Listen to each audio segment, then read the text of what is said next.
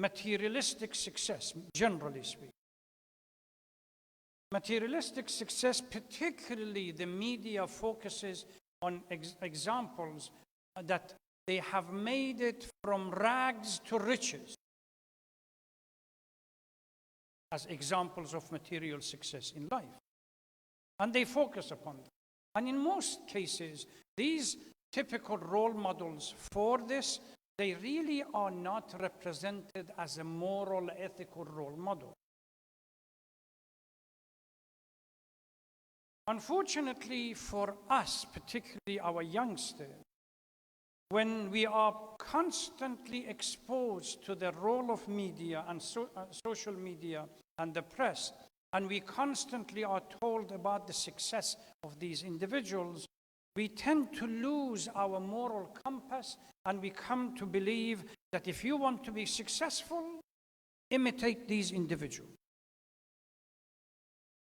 For the more mature individual within our community, it's not that critical because there is a foundation. But for our youngsters, it becomes an issue because once they identify and grab to somebody as an image of success, they keep repeating it and following their diktat or the lifestyle. And the more they get reward, our children, they behave like it as if this is a reward coming for themselves. This has become a huge area of discussion. Just look around, see a teenager, an adolescent, probably doesn't have enough money to buy a book, and then they spend huge amount of money, a jacket of one of the basketball players or a football players or somebody else, and wear it with pride every time that person is prized, as if that prize come to me, or praise comes to me. So, and unfortunately in the Western media, some of you may have, I remember those days where reading classic literature, part and parcel of our English language. I don't know how many of you have read the book by a famous British author, Roald Dahl, called Matilda. If I ask you to raise your hand, how many of you have read it? Oh God, one only or two probably. It's a story, it's a novel by this British author about parents that they really don't appreciate it was, by the way, in 1993. The book was written in 1988, but it was turned into some film and so on in Matilda, yes. Yeah, so you've seen the film, Dr. Walid, but the book itself, which came out in 1988, it's played by, I think, by Danny DeVito's and some other cast in it. The relationship between parents and one particular girl that is born within the family, extremely sharp. And the father has what he calls rich, but in reality is nothing more than a garage full of rotted old cars that he's looking for some innocent person to sell them. And one day that he goes to the shop and brings all the family with him, he stands next to his son and he says, rubbing his hand with glee, he says, in the future, if you will behave, you are going to inherit these rich wealth. The girl looks around, sees nothing but scrap. How this scrap is going to turn into rich, so the conversation develops. So he becomes really agitated and says, you see, I bought this car for $200 and I played with the speedometer and I sold it for $900. Now this girl is standing there listening. Another car, I bought it for $300 and I played some other things and I sold it for $1,500. At the end, she cannot tolerate this anymore. She said, but Dad, this is illegal. What do you know about being illegal? It's immoral. you can't become a rich person if you were to follow morality. This is the point. The daughter then calls her dad, you are a crook. You are a crook. And then he becomes angry. What do you understand about making money? I have made out of 4 literally scrap cars, $4,000, $5,000. This is how we make money. And then he says, you can't follow morality and make money. It's either material gain. And unfortunately, in the Western lifestyle, even when these individuals commit a crime, they can fade away outside and then come back literally a few days, few years, few months later. How many examples do you want me to? So when our children listen and watch this again and again, they come out with the fact that we really don't need to be moral in our life. Number one, we want to be very careful not to be caught. And if we were caught, then there are ways that one could deal with it. Get a very good lawyer, accountant, and everybody else, and they can defend you and come out. From an Islamic point of view, that a balanced life is a life that looks at the here and the hereafter. We need a moral role models that clearly not only guides us through the life for how to behave in this life, but be conscious of the hereafter. And this is where the role of the Ahlul Bayt comes in. مَثَلُ أَهْلِ بَيْتِي كَمَثَلِ سَفِينَةِ نُوحٍ. The Holy Prophet is telling you that this is the role model. If you were to follow them, organize your lifestyle according to their lifestyle, and walk into their footsteps and follow their command, you will be secured. And not only success in this life, success in the hereafter. Yesterday was the anniversary of the birth of Amirul Mu'mineen Salawatullah Wasallam.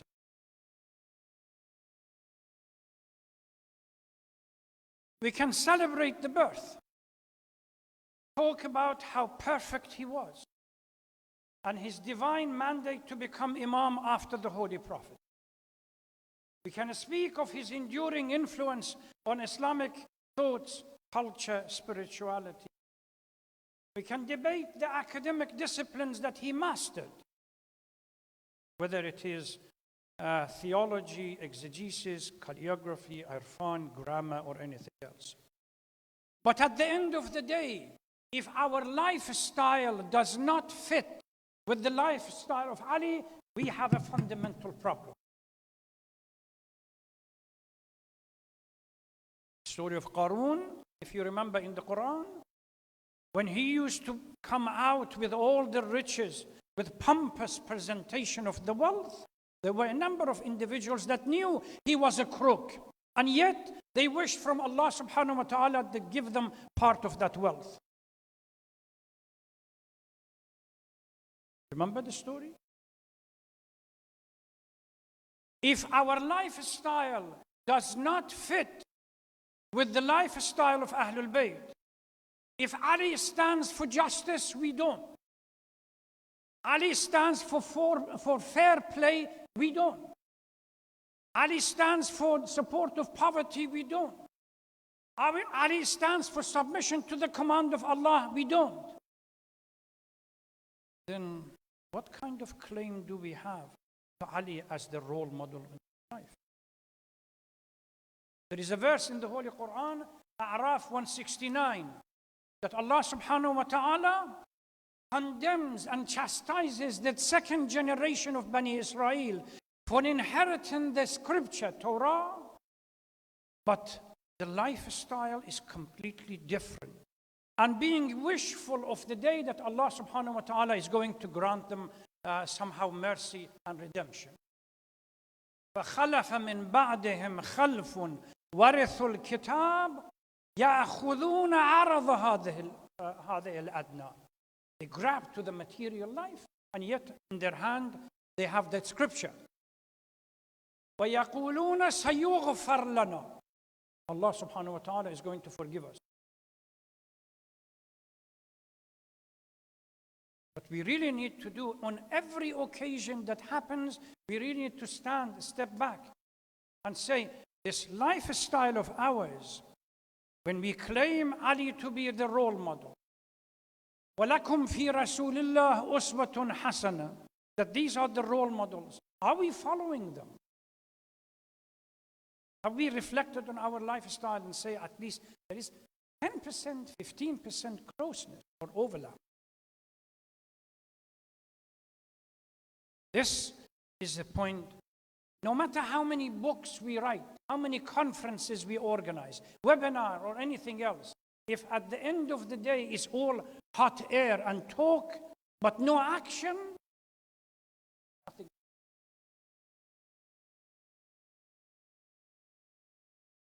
May Allah subhanahu wa ta'ala saves us from deviation. Inshallah. Bismillah. إلا الذين آمنوا وعملوا الصالحات. السلام عليكم ورحمة الله.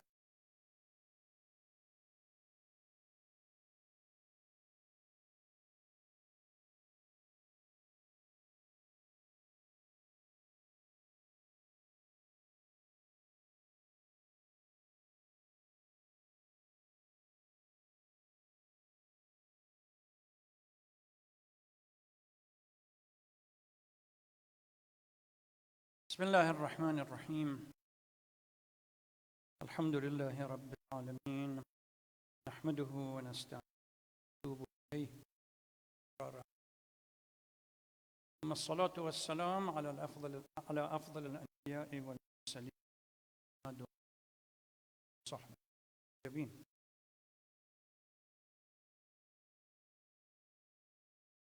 أخواتي وإخواني الأحباء، السلام عليكم ورحمة الله. عباد الله، أوصيكم بتقوى الله. قال علي عليه أفضل الصلاة والسلام: كن في الفتنة كابن لبون، لا ظهر فيركب لا ضرع يحلب. في أجواء ذكرى مولد الإمام علي أمير المؤمنين عليه الصلاة والسلام، لندخل إلى مدرسته، نتعلم منه مفاهيم حركتنا في الحياة. عليا عليه السلام في كلماته كلها كان يريد للإنسان أن يعيش وضوح الرؤية لكل مفردات حركته، حيث أنه عندما يدخل في أي موقع من المواقع أو يخرج منها، سواء كان ذلك على صعيد الإصلاح الديني أو السياسي أو الاجتماعي أو الاقتصادي، وأنهم يصطدمون من خلال مزاجه، ينطلق من قاعدة ومفهوم واضح. ولعل ما يواجهه المصلحون في أمتنا، سواء كان ذلك على صعيد الإصلاح الديني أو السياسي أو الاجتماعي، هم أنهم يصطدمون بهذه الذهنيات التي قد يحسبها أصحابها ذهنيات إسلامية، ولكن في الواقع ذهنيات غوغائية. نتعلم من أمير المؤمنين في إطار كلامه عليه الصلاة والسلام، ولا سيما في كلمات الانتصار التي تمثل كل واحدة منها مفهوما يشمل أكثر جوانب حياتنا إن لم يكن كله. ففي كلمة من كلمات الانتصار الإمام يقول: كن في الفتنة ابن، لا ظهر فيركب لا ضرع فيحلب. ابن اللبون هو ولد الناقة الذي يبلغ السنتين، حيث لا يزال طريا، فليس لديه ظهر يقوى على الركوب ليستفيد منه الإنسان كمركبة، وليس له ضرع ينتج الحليب ليستفيد منه الإنسان غذاء. إن الإمام عليه الصلاة والسلام يقول: ضع أمامك ابن اللبون عندما تتحرك الفتنة، وكن مثله، فلا تدعن أحدا من أهل الفتنة يستغلك ليصل إلى أغراضه على حساب ما تعطيه من قوة ويستفيد منك كما يستفيد الإنسان من الحليب الذي يحلبه من الضرب. بل كن كما لو كنت لا تقوى على أن تحمل أحدا على ظهرك ولا تستطيع أن تعطي أحدا من طاقتك. وما المراد بالفتنة؟ يذكر بعض شارحي نهج البلاغة أن الفتنة هي صراع بين فريقين من أهل الباطل، ففي مثل هذا الذراع ففي مثل هذا الصراع كن حياديا، بحيث لا تعطي شيئا من طاقتك لهذا الفريق أو ذاك. دعهما يتصارعان ليضعف بعضهم البعض وليضعف الباطل بضعفهما، وتكون النتيجة لصالح الحق.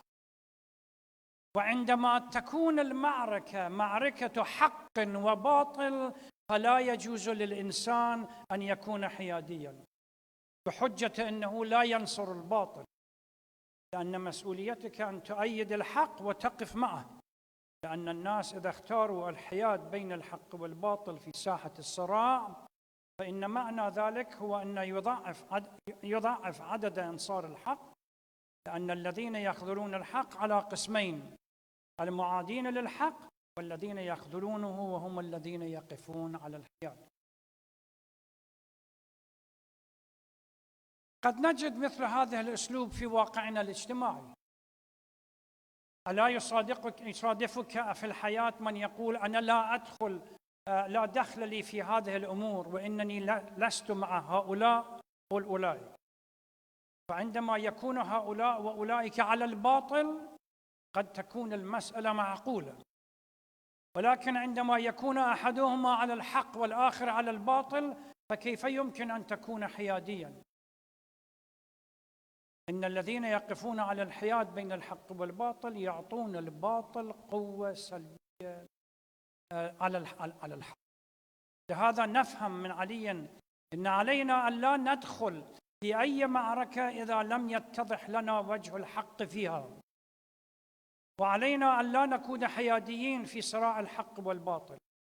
إذا عرفنا موقع الحق وموقع الباطل إذن لازم نأيد موقع.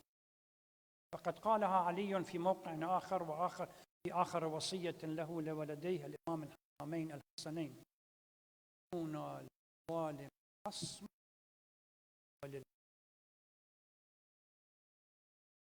لأن الحق هو مع المظلوم في ظلامته ضد الظالم، فلا تكن حياديا بين الظالم والمظلوم أيا كان الظالم وأيا كان المظلوم، حتى لو كان الظالم مسلما والمظلوم غير المسلم، لأن الله لا يريد للمسلمين أن يظلموا الكافرين في حقهم، لأن العدل في مفهوم الإسلام لا بد من أن يكون للناس كافة.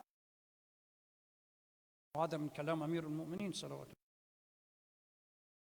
إن عليا يريد لنا أن ندخل قلوب المسلمين لندخل إلى عقولهم، ويريد لنا أن نعيش في مجتمع تنفتح فيه القلوب والعقول وتزال فيه الحواجز، مجتمع يحترم فيه الإنسان، مجتمع يحاول الإنسان فيه أن يجمع الناس على خط الله ورسوله وآل بيته.